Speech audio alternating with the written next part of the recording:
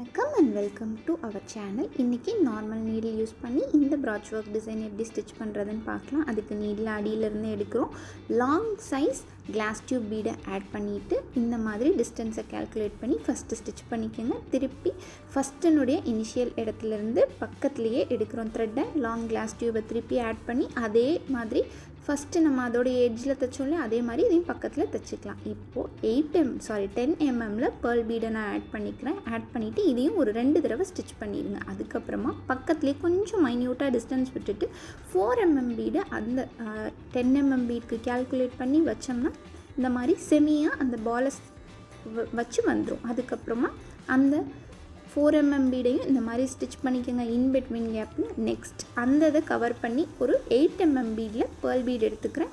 அவ்வளோதான், இந்த design complete ஆயிரும் அழகாக. இதையும் இந்த மாதிரி ரவுண்டாக வச்சுட்டு இன் பிட்வீனில் ஒவ்வொரு எட்ஜஸ்லையும் நீங்கள் ஸ்டிச்சஸ் போட்டுக்கோங்க.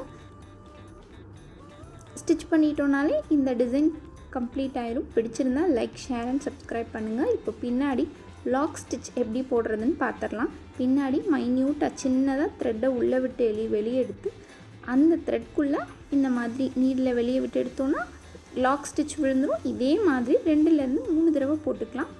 அவ்வளோதான், க்ரிப்பாக இருக்கும். இப்போ இந்த டிசைன் கம்ப்ளீட் பண்ணதுக்கப்புறம் இந்த மாதிரி தான் இருக்குது. பிடிச்சிருந்தால் லைக், ஷேர் அண்ட் சப்ஸ்கிரைப் பண்ணுங்கள். Do follow us. தேங்க்யூ. இன்ஸ்டாகிராம்லேயும் இதே நேமில் பேஜ் இருக்குது, தேவைப்படுறவங்க செக் பண்ணி பாருங்கள்.